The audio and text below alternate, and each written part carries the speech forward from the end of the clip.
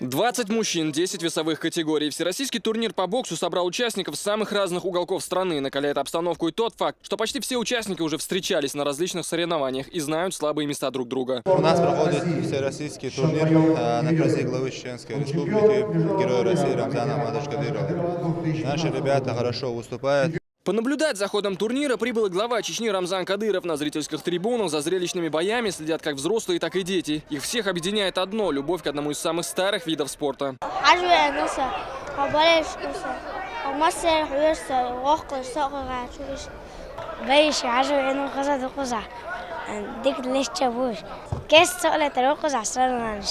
Три раунда по 3 минуты, и спортсмены один за другим отстаивали звание лучших на турнире. Но все же одним из самых зрелищных стало противостояние Шамиля Хатаева и Саидхусейна Мусалипова. Оба парня представляют Чеченскую Республику и до этого также уже выступали на одном ринге.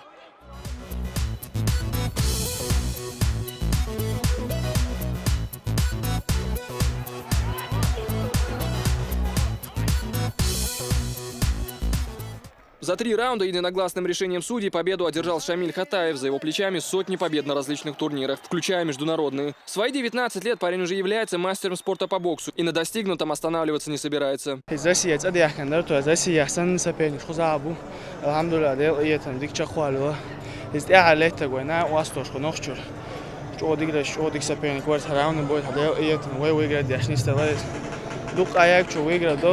Все победители получили ценные кубки и медали, а также большой опыт, который пригодится им в покорении новых высот. Асан Аль-Букаев, Ибрагим Джамалдаев. Новости.